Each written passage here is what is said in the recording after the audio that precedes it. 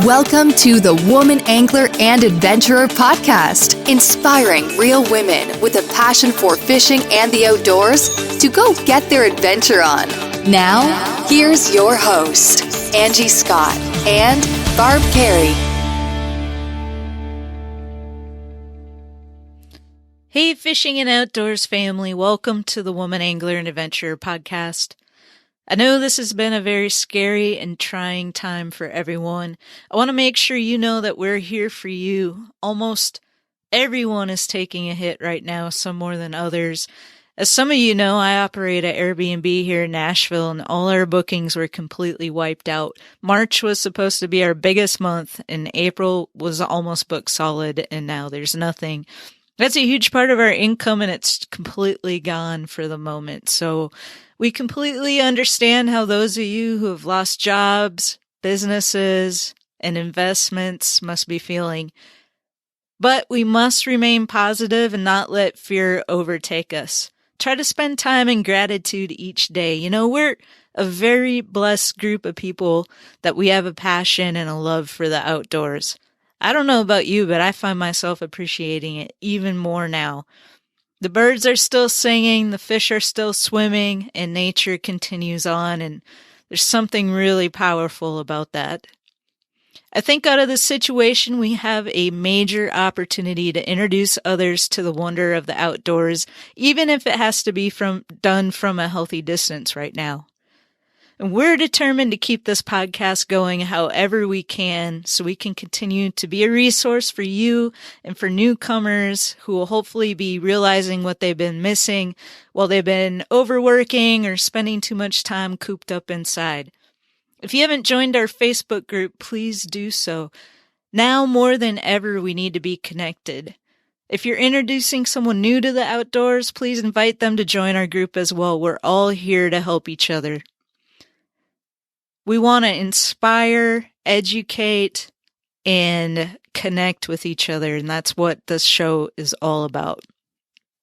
If you happen to be in a position to help and support our show, I want to remind you that we have a Patreon account set up. There's a lot of different levels, ways you can contribute. We have a tip jar set up that's as little as $1 a month, and then it goes up from there. And you can find that at patreon.com/thewomanangler. Patreon is Patreon. Patreon.com/thewomanangler.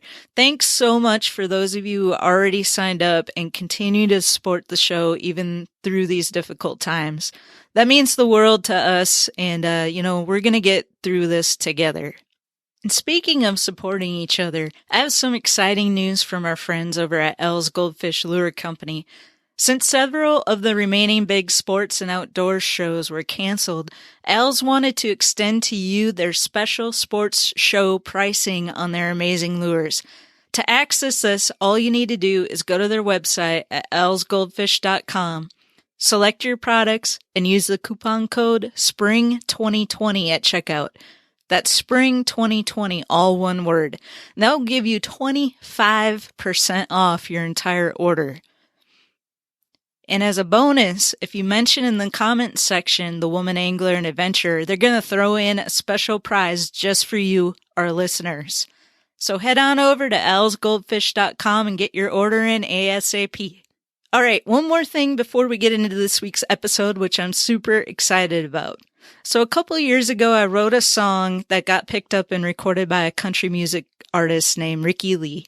It was a song I wrote during a very difficult time in my life, and though Ricky isn't a mainstream big country star, the people who have heard the song at his shows and online, and it's on iTunes and Spotify and all that, they've been really inspired by it. So I'm going to throw that in at the end of this episode. If you're looking for something extra to soothe your soul a bit today, be sure and listen through the end, and I hope it helps. I'll put a link to the video in the show notes as well. It contains a lot of inspirational quotes and images that I find really helpful in trying times. Okay, so on this week's episode of The Woman Angler and Adventurer, I'm excited to share with you two awesome conversations I had while at the Bassmaster Classic in Birmingham. The first is Gerald and LeAnn Swindle, aka GMAN and Lulu. I've been wanting to have LeAnn on ever since I got to ride with GMAN at last year's Classic in Knoxville. He was telling me all about the hard work she puts in behind the scenes, and she's really a big reason he's been so successful as an angler. Heck, she was even the one back in the boat trailer down the ramp. So it's a really cool perspective to hear, and I'm so happy we finally got to make it happen this year. Then I had a conversation with Bassmaster Open's tournament angler Trait Zaldain. I first met Trait at last year's Classic as well, and for those of you who don't know, she's married to Bassmaster Elite Series angler Chris Zaldain. That definitely makes for an interesting perspective as well, so I think you're going to really enjoy what she has to say. I'll let the rest speak for itself. I hope you enjoy.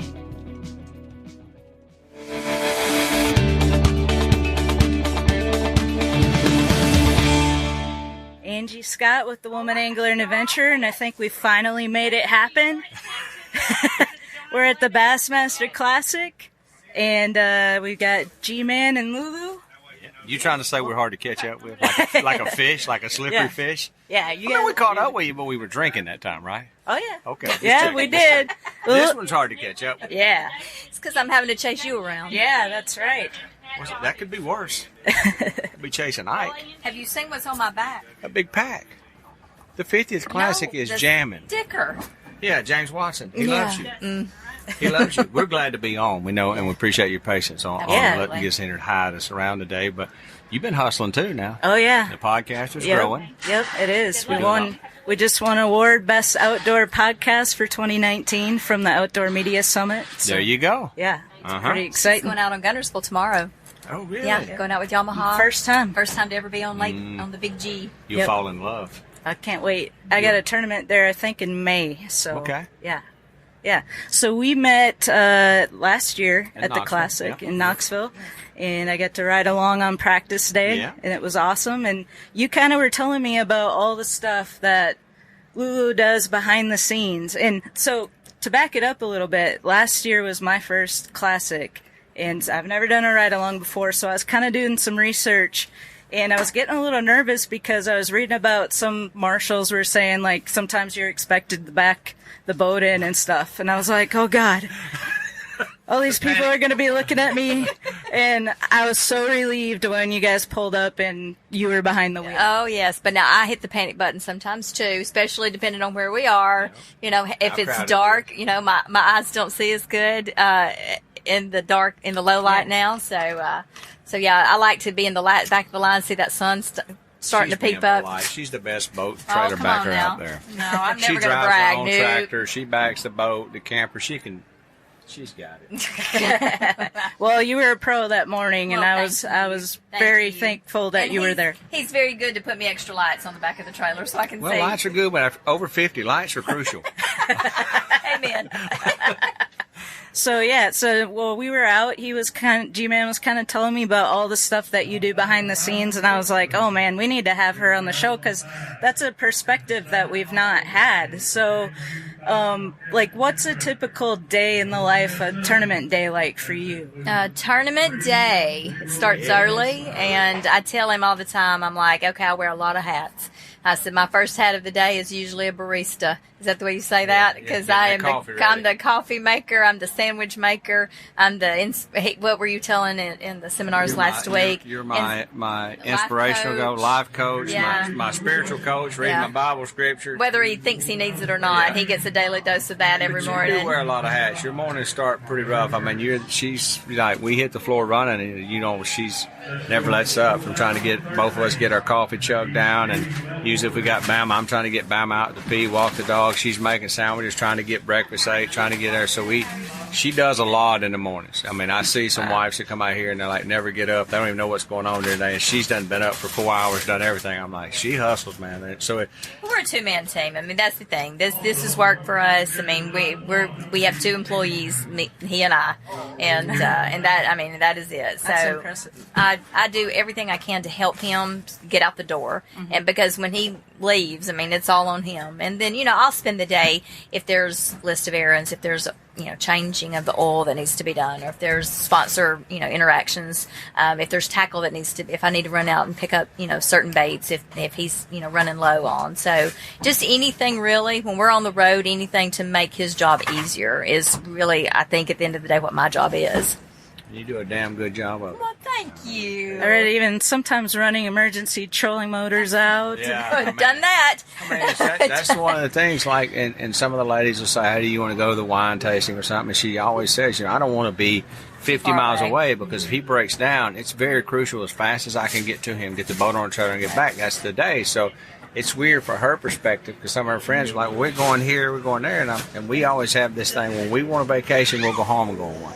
But she knows, 2 hours of fishing time can mean the difference in making the Classic or not. So she's always been there and real good about that and raised to me. And she actually, the year I won Angler of the Year, she got to me in time, brought me a trolling motor, and we went on to win AOI. So we kind of both know the importance of that. That's a team job. You never want to be too far away and get that call. And I can remember that morning like it was yesterday. I just sat down to breakfast with some girlfriends and, right there in town, and my phone rings and you look down and everybody knows that call. So everybody just freezes and looks, and you're like, okay, I'll be right there. And I mean, it's like punched in the gut feeling. But if I'm away, I worry about it the entire time. So I typically don't. I just hang back and work. Big partiers. And you do a lot of the business stuff too. I do. Gerald, we have a really good. We work well together. He does all negotiations on contracts, and then I go from there. I handle everything from that point forward. She's been the face of the business through sponsors, and I think they enjoy working with her a lot more than I do myself. I'm usually busy, scatterbrained, on the water, or hard to reach. And she's very thorough, very detail-oriented, so she can get contracts finalized, attorneys brief them. She can type up all the changes, and it makes it a lot better, because if the sponsor enjoys working with you, it's a lot more pleasurable than being hard to reach, can't get anything done. So I tell everybody she's probably a lot more valuable in that aspect than I am. All I do is negotiate money, whether or not we'll take it or not, which sounds horrible, but after that, she finishes it. Now, is that something you had experience in, or did you just learn it kind of along the way? I learned it. I had a banking background, but I enjoy it. So it's funny. Parts of our job that he doesn't enjoy, I do, and then vice versa. Yep. She's so great in it the works. office. Every sponsor, your wife's so detail-oriented, and she's so far out in front. I'm an extreme planner. Extreme planner. He's not, but a lot of times the things that we do, you have to have a game plan. It can change, but you have to have some sort of game plan. So, but then, I'm the travel agent, because I book all reservations. She don't like sponsors booking tickets, because they may book one that goes from Miami to Israel back to Montgomery, Alabama, because they got it for $16, and she's like, no, it don't work that way. So she's real thorough about going out front and saying, this is as fast as I can get you home and get you out of here. So, without that, we could lose another day at home. And when you don't have many days at home, that extra 10 or 12 hours is a bunch. And this year, it's been funny, because show season, typically, I don't go. And this year, for whatever reason, I have been to, I think, every show that you've done. Yeah, so because we've driven instead of flying. And I drove all the way from Orlando, Florida, after weighing in. I finished 7th, jumped the truck, drove 4 hours that night. Got in the truck the next morning, drove another 6 hours home. Got to her, swap trucks, got in a truck, drove to Kentucky that night. Got up at 5 a.m. and drove on to Indiana, where she was helping me drive. I was exhausted. I've been fishing for 10 days and had to be at that show at 10, and we spoke there to 5 that evening, got in the truck and drove 7.5 hours back home, so her being there sometimes just gives me an hour to lay on the window and rest. It means a bunch. Yeah. Wow. Well, it sounds like you're a well-oiled machine at this point. Well, my damn knees don't think so. I can tell you that. You ain't heard my knees in the morning. Clack, clack, clack. We have our strong points, but most definitely I tell people what we've learned in this year and we're really having to look at is we work together so much and we stay on the road so much. It's business, business, business. So we really have to try to take time to be wife and husband. We don't do that very well. Like we really don't. Hunting. We're trying. We do when we're hunting. We do. But during peak fishing season, she's on full business mode. I can't turn it off. I mean, I start at coffee in the morning. As soon as we get up, she's like, "Oh, we got this, this, and this," and I just woke up and I'm looking at her like, "Oh my God!" But we talked about that. We want to try to be more, trying to find that way we can turn it off and be that husband and wife, because you don't want every dinner to be business. Right. You don't want every breakfast to be business, but it's so hard when you're both driven and you want to succeed, and she don't want to, like, she's so detail oriented. She said, this is the only time you're sitting still, but we're working on that, and we talk about it as my career goes on, about the days I retire. And like when I retire, I may not retire.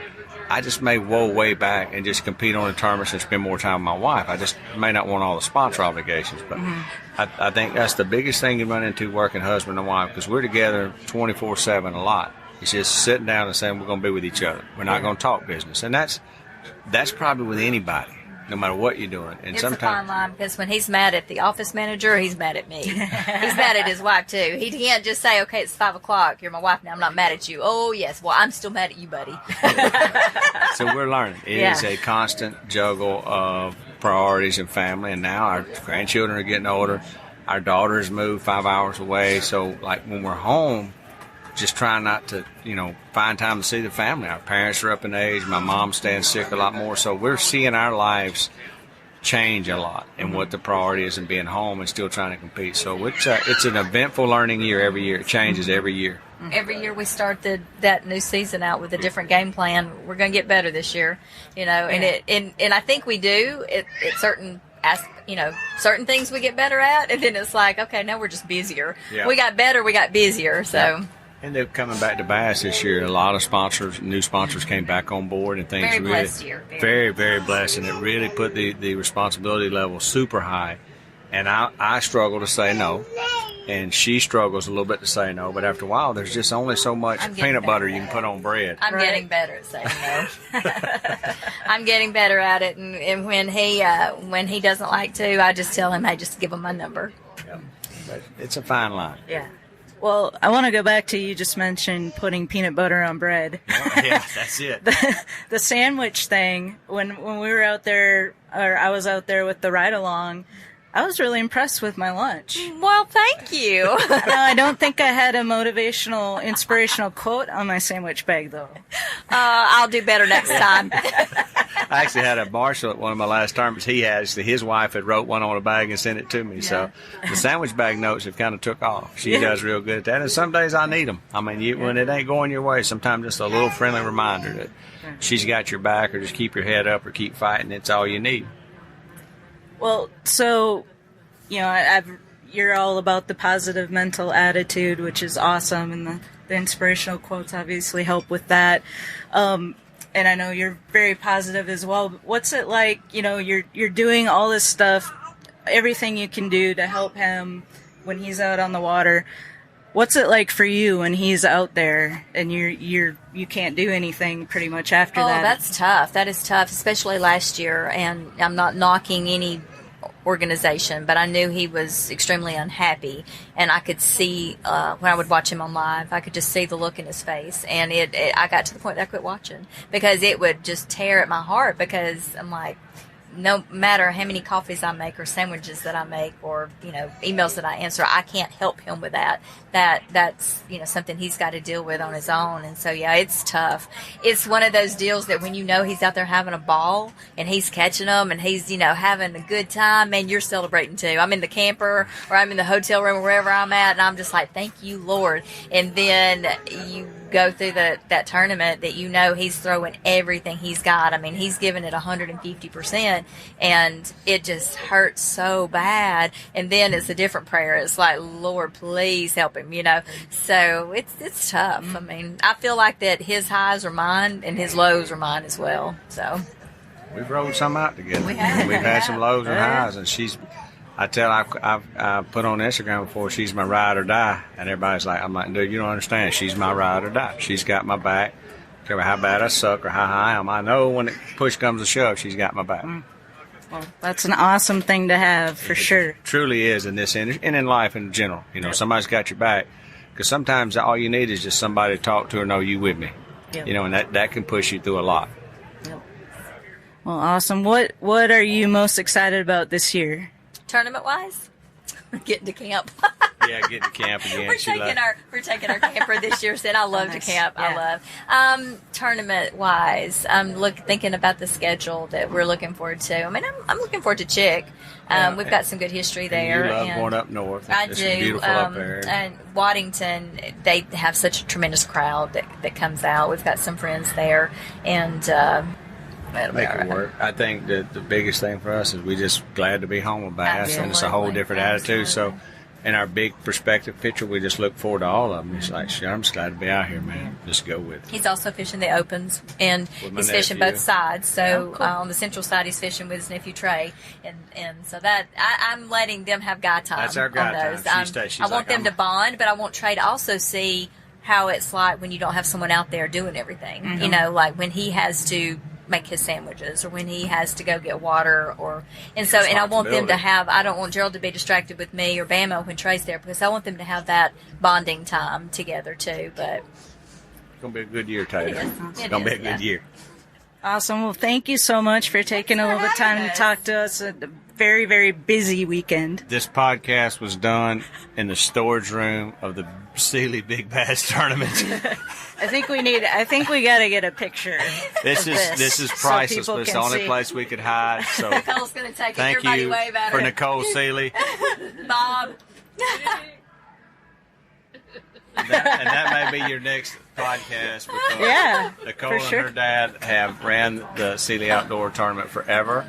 And actually, at one time, I've actually represented them through a sponsor deal, but they're just great people. And then this lady right here has seen the fishing industry business-wise from the inside out and grew it from literally starting out as nothing to what it is right now. So I think you may be the next up for the business side of this. Yeah. Because this lady can get it done. Awesome. Thank you for having us on. Thank you. Trait Zaldain, we met here at the Bassmaster Classic last year. Yep. And we've been trying to get you on the show, and just busy. Yeah, I'm busy, you're busy, everybody is. That's a good thing, though, for the industry, right? Everybody's busy. So. That is a good thing, especially for women in the industry. Yep. Dude, it's trending up, and that's in all facets. That's a great thing. Yeah. So I love your story because you've taken a pretty unique path to get into fishing. Can you? We have a lot of listeners who are kind of more casual anglers, and so they may not know your background. Can you just give a little quick background on how you got into this? Sure, yeah. So I've always been a casual angler. I've been fishing since I was a kid. My dad was a tournament fisherman. He was the president of the Bass Club. So I was always around it. Didn't fish tournaments. Went off to college, graduated, went into finance, got over finance, started fishing tournaments, got into the opens, and that's where I'm at now. Awesome. How long did it take you to get over finance? Quick, 2 years. There's only so many times you sit in an office, watch that sunrise come up and down. I think I'd rather be outside. Right. So I stuck it out for 16 years in an office setting, and I about lost my mind. Yeah. So I can relate. So I just took the plunge here not too long ago. So it's worth it. Yeah, I totally get it. Yep. Yeah. So some people that come across you and they see, and then they find out you're married to Chris Zaldain, who's fishing in the Classic here, which is amazing. Yeah. Hope he does really, really well. Yep. But some people probably come across you and think, oh, well, that makes sense. She's married to a pro angler, but you started doing this before. Yeah, I met Chris and I was already fishing the opens. He saw me weigh in my first open. I got 63rd on Louisville. And he saw me weigh in, and that's who even found out who I was. And he reached out. I never responded. And then I fished another open on Table Rock Lake, and he was at it. And he came up to me and was like, hey, I've been messaging you. You don't respond, but this is who I am. I just wanted to say hi, and that's kind of where it got started. But, yeah, Chris is not why I fish. I did not plan on dating an angler. It just happened. He's the only fisherman I've ever dated. So I didn't think I'd ever want to date an angler. And then I realized, after meeting him, it was meant to be. Awesome. So what's it like both of you going at this? How do you maintain your relationship? I mean, you both got to be so busy. Who cooks dinner? How does all that work? We both cook. We both pull our weight. It's definitely not what Southern, households are used to. Right. I think it's evolving and everyone's more open than they used to be. But when he needs to cook, he cooks. When I need to cook, I cook. We both do laundry. We both just whatever one's doing for the week, if one's fishing, we try and help in all the other ways. So it's just part of a balance, you know, so it's cool. That's great. I think there is no normal anymore. You know, like society tries to project, like, this is how you're supposed to live your life. Yeah. You're supposed to work your butt off, save up for retirement, Yeah. retire. But I've been hearing so many stories about people who do that, and then they retire, and then they get sick and die, like, immediately, and they don't get the chance to Yeah. enjoy their lives. Like, you're out there following Yeah. your passion. I feel like, you know, you should enjoy what you have while you have it. Like, you should plan for the future to an extent, but you don't know what your future holds. So why, you know, plan too far ahead? So if you're not happy, then do something about it, is how I feel. And society says certain things like go to college. And looking back, I think, man, I wish maybe I didn't go to college, you know? And I probably would have ended up where I'm at a little quicker. But it is what it is, you know? I think everyone's growing and allowing things and being more open-minded, and it's definitely good for women because, you know, I think that the timing right now for more women getting in the sport is great because a lot more people are receptive now. Right. Yeah, it's come a long ways in the last few years. We still got a long ways to go. Yeah, totally. But we're getting people like you, Christine Fisher, that are getting out there, being role models for other women. I think that's only going to attract more. What drove you to like jumping into the straight, almost into the opens? Yeah, I'm just stupid. You know, I'm wired weird. I'm like my dad, and he's wired the same way. If you're gonna do something, you do it big, you know, and that's kind of where when I looked into like, okay, if I'm gonna quit my job and do this, I'm gonna make a career out of it, you know. I can't just have a hobby of it. Right. And the Opens was everything that I looked at. The Opens was the only way for me to make a career, and it was an immediate jump to a national platform with immediate exposure, and I could work the business side of it while also trying to make the elites, which that's the ultimate goal, is to make the elites. So Is that what's your goal this season? to make the elites, that's always my number one goal. And then I got smaller goals like bring in a limit every open, and that sounds like nothing, but in the opens, it's a feat in its own. If you can catch 11 pounds a day in the opens, you make the elites. It's just the way it works out. They're high pressure scenarios, so I make little goals like that because I know those little goals are what add up to making the elites. Awesome. Well, yeah, you're kind of like a go big or go home type mentality, so we're rooting for you. Hope you have a great season. I appreciate it. And we'll put links to follow you. Where are you most on social media? I engage on Instagram, and then I really engage on Twitter, but if you get offended easily, do not follow me on Twitter. I'm sure my sponsors don't like my Twitter at all, but I try to engage on everything, but mainly Instagram and Twitter. Okay. All right. Well, you kind of shared some advice already, you know, like following your passion. Any other final words for women out there who are thinking about doing this? Just keep fishing and don't be afraid to just try whatever you're thinking. Like, just do it. You know, it's almost harmless. I say it with women in boats and everything. They're like, how do you do that? Dude, you're not going to hurt a boat. Go try it, you know? Go get out there. You do it on your own. And that's my only advice. Like, don't ever think that fishing's too complicated, because it's not. All right. Awesome. Thank you so much for taking the time. I know the Bassmaster Classic is super busy time, but we squeezed it in, and I appreciate it. Thank you, Angie.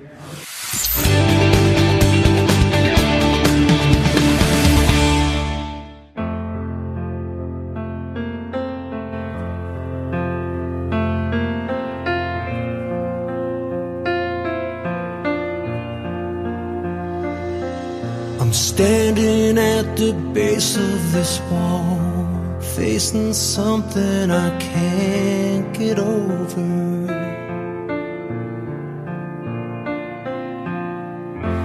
Looking up for a way out, 'cause I can't get any lower. Well, I could go left, but I should go right. So many things on the line tonight. One day at a time, there's no need to rush. I'm finding myself going through all this stuff. I'm looking for hope, I'm looking for truth, so I can be a better me.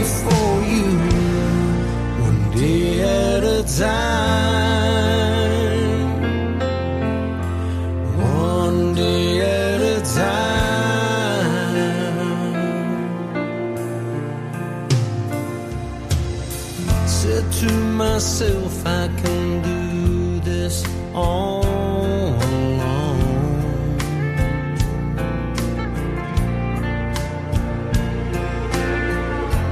Thought I was strong enough on my own, but I needed some help to lift me up. A higher power in your love. One day at a time, there's no need to rush.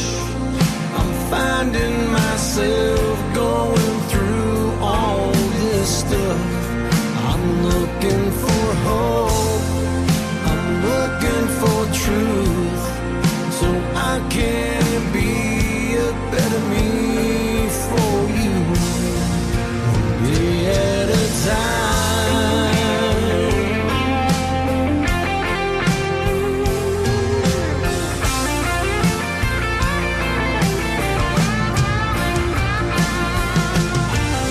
I'll do the right thing for today.